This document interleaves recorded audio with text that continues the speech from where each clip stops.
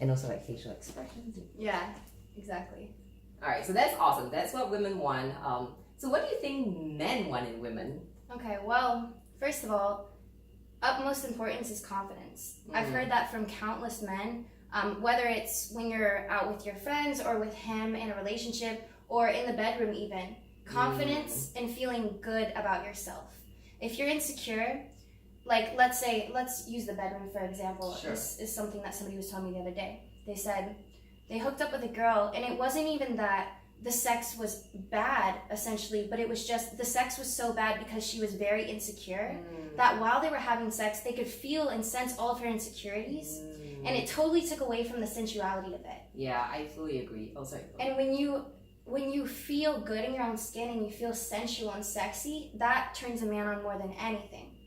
So you carry that with you, not just in the bedroom, but throughout your life, if that's how you feel.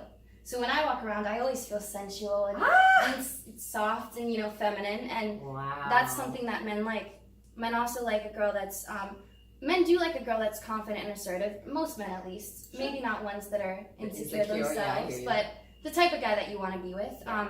They don't want a girl that's unsure, like, whatever you want, baby, or, a yes woman. Just like girls don't really want a yes man. People like people who are confident and honest and real to themselves, true to themselves.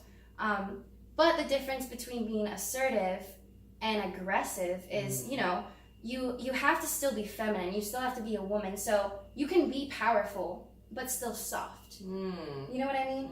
Like, you can still make him feel like the man, and you can still make him feel masculine while still being dominant in a relationship. So how would you share that in an example? Let's say he has like all these dirty socks. You're like, honey, your stinky socks are so sexy. Would you please fucking put them in the wash? It's more so about initial approach. I think that once you've been with somebody for a while, I think you can let your power show more and more, and they'll feel more comfortable with it. But initially, when a man is approaching a woman, a lot of them are actually intimidated about the initial approach. They are. So if you come up and you come off to them too direct and too aggressive, it's going to be more intimidating to them and maybe even turn them off. Sure. Whereas if you let them do that approach, even if you know everything they're doing and you know all the tricks of the trade, and you just let them do them and you kind of just play into it a little bit and just be soft and feminine like you would be and just let them talk and just have a soft reaction to it. And by soft, I just mean, in movies where you see the girls just kind of like, this, or the little smile, or just acting like that. That's exactly what attracts a man, and they don't even understand usually what's drawing them towards you. But it's everything in the way that you walk, holding your shoulders back with confidence, direct eye contact when they speak to you. All of these things display confidence without you having to say you're confident or having money or having a title or anything like that. You can have confidence in yourself no matter what you're doing or who you are.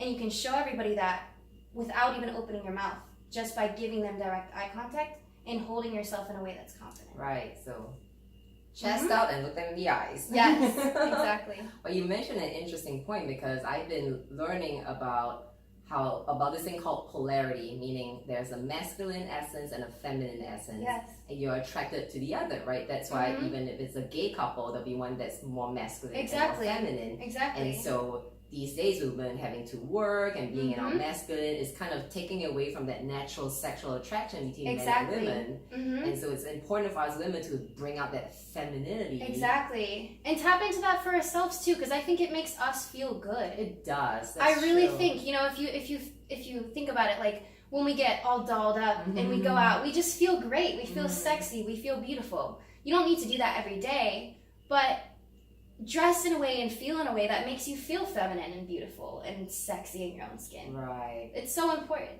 But what advice do you have for women who are so pressed for time, right? Busy career women, maybe moms with careers and children and having to take care of the household. Like, do you have any tips for how you can infuse femininity and sensuality even when you're very busy? Yeah, well, I'd say sometimes the things that are seen as projects and tasks can be turned into something that's more fun. So let's say your children, right? So you're having to take care of your children. Well, I've seen a lot of people do yoga with their children. I've seen a lot of people do fun things. So that's something that is a release. And yoga is actually a very calming, getting all your chakras aligned, just tapping into your true self, and which would partially be femininity if you were a woman, because that's part of you for at least most people.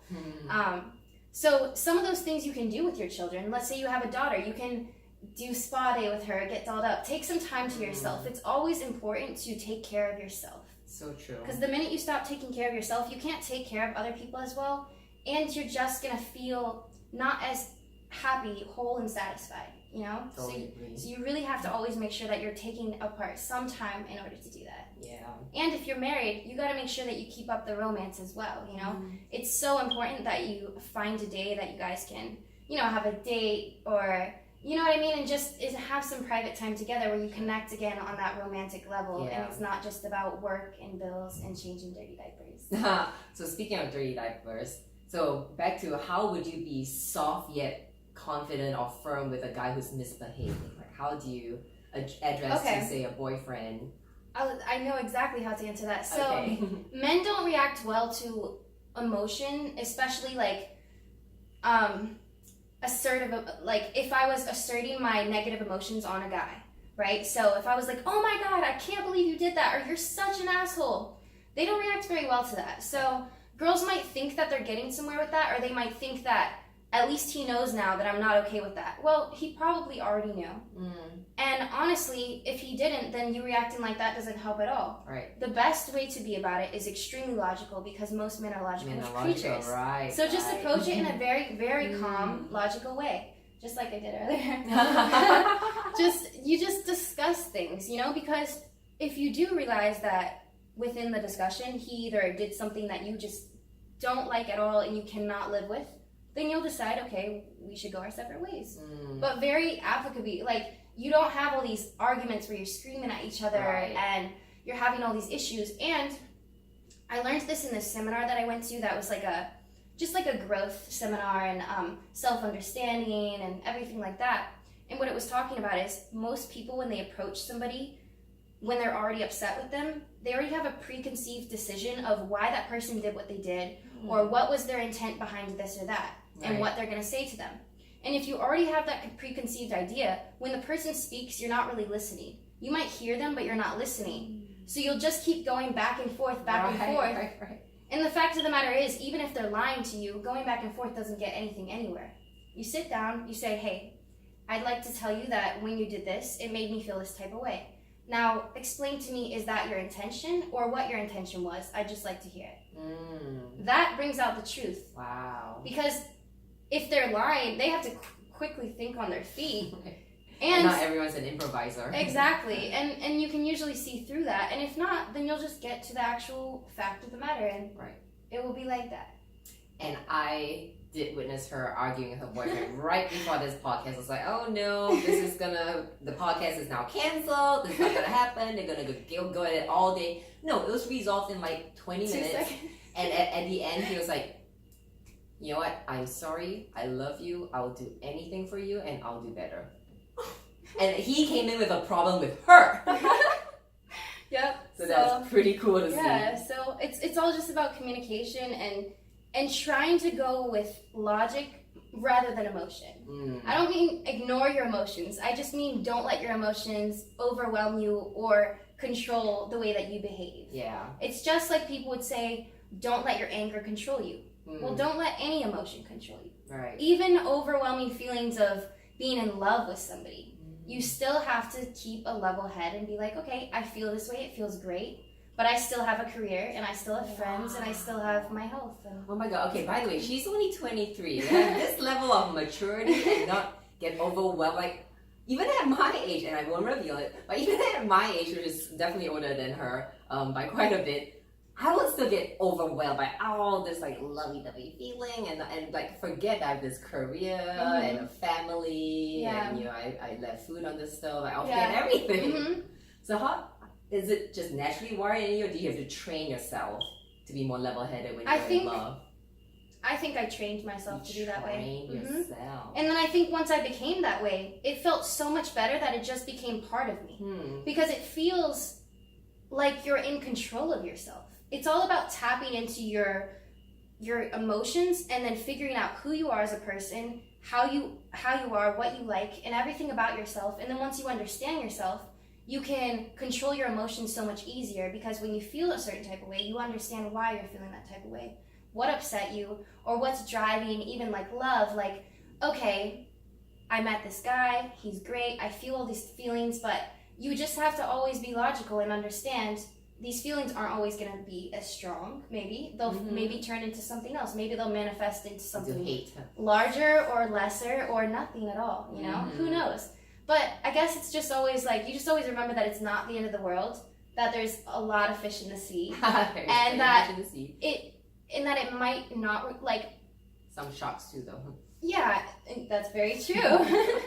And jellyfish and all these weird creatures out there.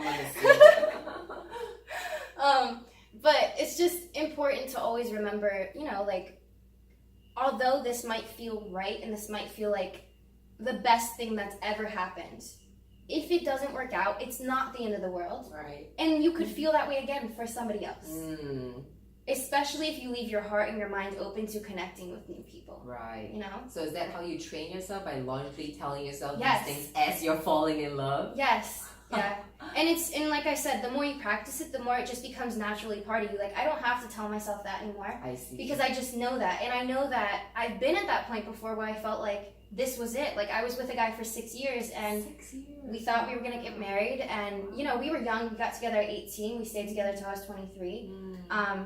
But it didn't end up working out. And he and I didn't end wrongly at all. It wasn't because of cheating or anything like that. It was just, we're not right for each other. We respectfully ended our relationship. We're still friends.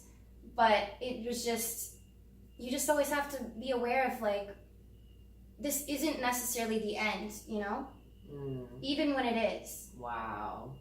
And that just kind of keeps you level-headed, and it keeps you calm about situations. It keeps you from overreacting or getting jealous or just having issues. It's just kind of like, you understand that that person's their own person, and if you guys aren't right for each other in the end, then it's fine. And you were there for a season, and that doesn't mean that they're wrong. That doesn't mean that you're wrong. It just means that you weren't right for each other. Right. So, Or you were just right, but just for the season. for the season, exactly. Yeah. Exactly. And not for a lifetime. And not for a lifetime. Wow. Just, you know, when I first met this girl, it was at a spa. We met each other at a naked spa. I mean, naked just for the women. Yeah. So we already saw each other naked. Yeah, And so we already bonded. And I was like, oh my God. So she's this perfect, Insta model looking woman, probably empty in the head, but then she was so smart and mature. I was like, oh my God, what do you mean? My first guest. And that's how it happens. Like, just, you know, you just connect with somebody and then doors open up. Yeah, that's true. Yeah. So speaking of confidence in bed, because I was definitely an insecure person in bed, and I didn't know what I was doing. And there were all these porn videos of women doing these pyrotechnics, and my friends were taking these pole dancing classes, and they installed poles in their apartments, so they were these pole dancers for the guys. Like, oh my God, is this what women have to do now to keep a guy interested? And then a girlfriend told me, no, all they really want is a woman who's confident and who's enjoying herself. Exactly. Like, if you're enjoying yourself, that's maybe not all the satisfaction they need. They probably enjoy the pole dancing too. Yeah. But that's what really gives them satisfaction, that woman knows what she wants in bed, is willing to communicate it, and expresses her pleasure. Exactly. That's extremely important to them. And I think another thing that I've noticed throughout time, especially being in long relationships, is people don't like it when you become complacent. Yeah. So especially if you're going to be married, you can't just have the same sex in the same place, in the same position for the rest of your life. Right, no, that's... It's going to become boring for both of you. Yeah. So you have to get a little bit interesting, and I'm sorry if you guys aren't freaky, but you kind of have to be a little bit at some point in life, you know? No, that's great, because at the spa, she was talking about how she just blows the minds of these guys. And I was like, how? Come to my podcast and tell us how. So yeah, it's freaky, huh? Yeah, it's just, and by that I don't mean like you have to bring out any crazy whips and toys or anything like that. And nothing wrong with that. Unless the person's into that. Exactly. Yeah. It's about learning what that person is interested in. So with my boyfriends, I'll always ask them, so do you have any fantasies that you'd like to play out with me sometime? Do you have anything that you really want that you've never done? Do you have any way that you really like it done? You know? And what can I do to make you feel good? Oh my god. And then a lot of them have never even thought about it before. I never thought. And they're of like, it. wow, I didn't even realize like I could tell you that. I thought we were just, you know, missionary gonna all have day, every day. Yeah, and I was like, oh no, that's not how it's gonna be with me at all. So and they're like, marry me. yeah, and you know, another thing, and when you were asking me exactly what you do, so it is about knowing how to like move your body and but the point that you made about enjoying it, that's the utmost important part. That's the most important. Wow. But if it's just talking about dynamic, let's say this is for the women that aren't necessarily in a relationship, but let's say they're just hooking up with somebody and they want the guy to be impressed with them sexually. Sure. So you don't have to go and have sex with people to learn how to have good sex. You can literally do research on it. Do research. I've done research on it. So when I first lost my virginity, the next man that I got with when we started dating, before I had sex with him, I did a lot of research as to how to best please a man. What are the best positions? What do they enjoy the best? Like if you are riding, like do they enjoy a side to side movement or an up and down movement? Do they enjoy reverse cowgirl or do they enjoy missionary? You know what I mean? Like what are the most popular things? What feels the best? Literally just in general, what feels the best to their penis. So not just it's not male specific. There are like certain things that most guys prefer. There's certain things that most guys prefer. Like a lot of guys prefer doggy style, right? So, and it also depends on, there's certain positions that for the woman it hits your G-spot more. And what happens is when your G-spot is hit, your muscles in your vagina contract. And the guy feels that, so it feels better for him. Oh, that's exciting for him. Exactly. Ooh, so, I just did something. Exactly. So what you can do though when you get good at it is, you know what Kegels are, right? Mm-hmm. So you can get to a point, and I can do this, where you can contract your muscles on purpose while you're having sex. Yeah, I do that when I'm faking it. Oh my gosh. Now they know. That wasn't a real one, guys. So I'll do it not when the orgasm is supposed to happen, but just the entire time.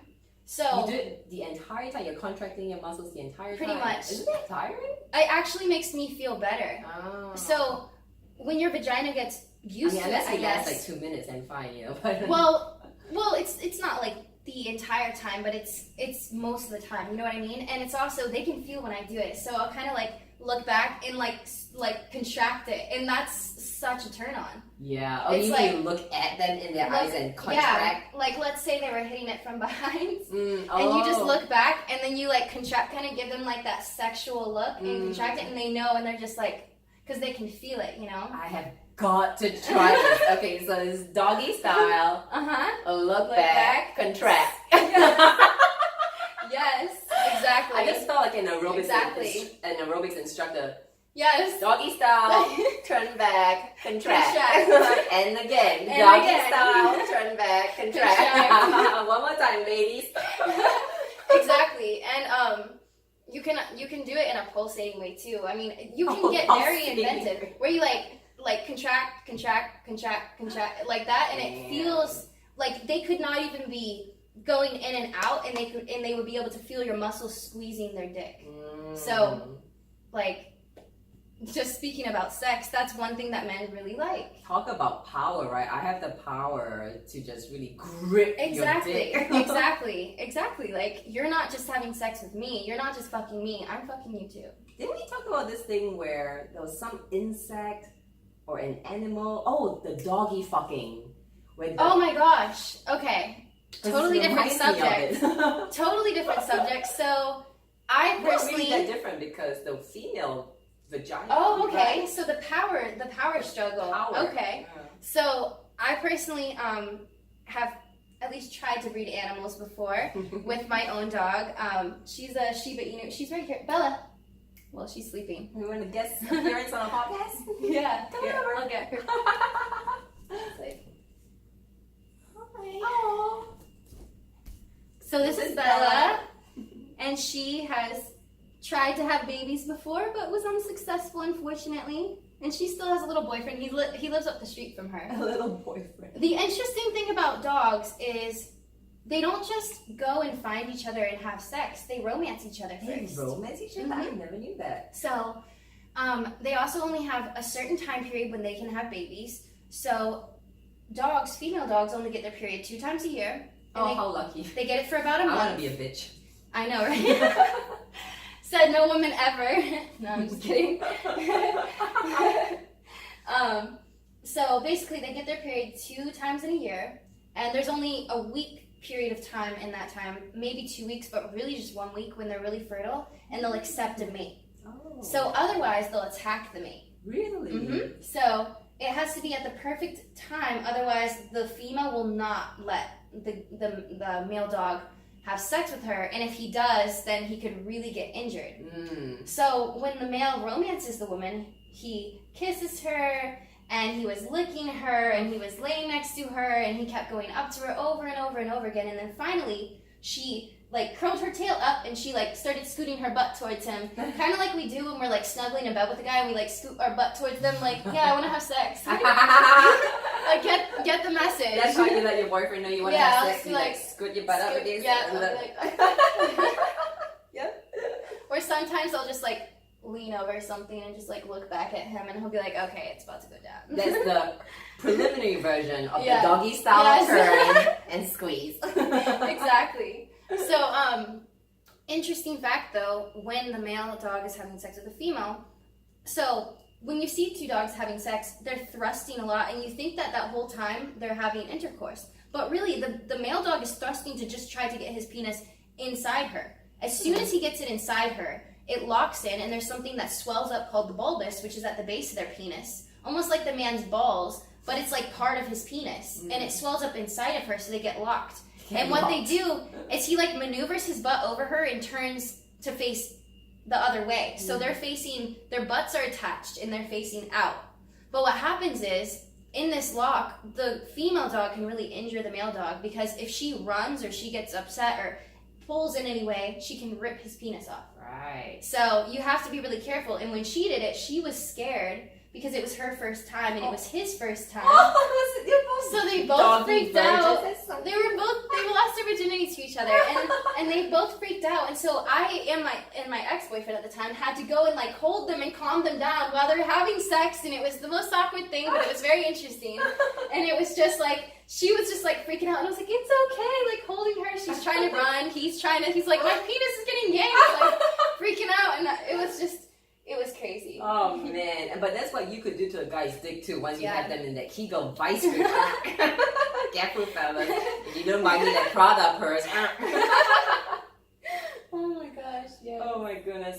Now speaking of butts, so have you noticed that guys were very into boobs at one point, like maybe for like decades, and now they've migrated to the butt? Exactly. Yeah. So even with like a woman that's as gorgeous tits as you have, they're like, yeah, nice tits, but turn around and then you see that butt. Exactly. And if she doesn't have a nice butt, so nowadays it's interesting because back in the day, even when I was younger, it was not popular to have a big butt. It was actually anti-popular. It was like women wanted to have a smaller butt. They wanted to have like a cute little butt. I remember that, yeah. And but they did like having the big voluptuous breasts. Wow. But then at a certain point in time, I think because of hip hop culture becoming more popular, and it's more popular in the hip hop culture, the booty became the new like hot topic and the new thing that everybody wanted. Booby. Exactly. And now when I talk to guys, most guys will be like, it doesn't even matter to me if she has big boobs or not, as long as she's not, she isn't just completely flat chested. And the reason for that isn't necessarily because they want to play with the boobs or something. I mean, I know some men have fun with that, but what I've actually been told by men is that when the girl has, like, let's say she had nothing, it reminds them of a younger girl. And so it makes them feel inappropriate almost. Yes, that's why they like especially to shave if she's young. Exactly. Especially if she's young and she has no curves. And so she looks very, very young at that point. See. So some men, it makes them feel uncomfortable, whereas... But does she still need that big booty at the back? Yes. Nowadays, yes. For most men, at least. This doesn't apply to all men, but I've definitely seen a shift where they're like, now it's not even important for her to have big boobs as long as she has a nice butt. I mean, that'd be interesting to ask plastic surgeons. Have you been getting less boob job requests and more butt job requests? Well, I think also what's happening is I think people are still getting their breasts done, and I'll tell you this as a personal trainer. We don't have as much control over because a lot of the breast tissue, it's not muscle here, so there's chest muscles underneath that, but that's not directly associated with what's within our breasts. So we can lift our breasts a little bit through chest exercises, but not all that much. So plastic surgery for breasts is much more prevalent, I feel like, still. As far as the booty goes, people started working out more. That's what happened. So a lot of people are getting injections and surgery much more than they were before, but I think that a lot of women are actually hitting the gym more than before, doing squats and anything that they can do to get a booty, because they almost just want not necessarily an unnatural one, but a natural one. And we have a lot of control over how our glutes turn out because there's such a large muscle there that we can completely transform our glutes. We just can't completely transform our chest. I see. You mean we can actually work our way to having a J-Lo or Beyonce booty? It won't be exactly like that, but it will be nice and it will be larger and it will be more full and voluptuous and well, that's good to know because it's something we have control over, right? Exactly. Like, boots, you don't have as much control over, which is unfortunate. But so I still think boob jobs are probably more prevalent still, especially also with women having children and wanting to get their breasts done after children. So yeah, but there's definitely been a shift in that completely, and I've noticed it myself. And now I know what assets to show off as well. Like men actually. Are yours real? Those are real. Right? Oh yes, they are. Oh yes, they are. And I know they're real because the other girl that I met at the spa, who was a good friend, was like, yeah, that's my first time seeing her naked, and her boobs were as nice as I thought they would be, and sag just a little bit, such that you know that they're real. Yeah, exactly. And yeah, if you see breast resting all the way up here, that's fake. Yeah. Yeah, it's just not how the body works. Yes. But yeah, and there's definitely been a shift, and I think, I don't know, I mean, I don't know if it's different in other cultures, but I think I've even met men from other countries starting to shift a little bit, and I think that also American culture is very popular in other countries. Yeah, I think culturally America still leads the way for sure. Yeah. So once America starts liking the booty, then other people will follow suit. Exactly. Although I think in Europe they still like In Europe it is still thin, especially in France. It's like the thin, sexy, like red lip. Like I said, not much makeup.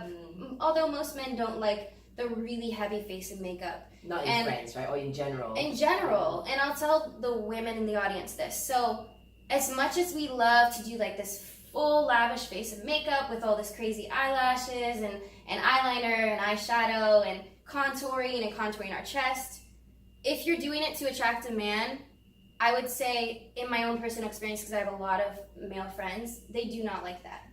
They like all natural better. And I know that's always said in like movies and stuff, but it's actually a thing. Yeah. They want to wake up to the same girl that they went to bed with. They don't want to have your makeup just covering their pillow. And a little bit of makeup is fine. I went to bed with Cinderella and woke up with Frankenstein. Exactly. and a little bit of makeup is fine. And I think that the makeup that's good is the makeup that's used to accentuate your features that you like, rather than to completely change your face into somebody else.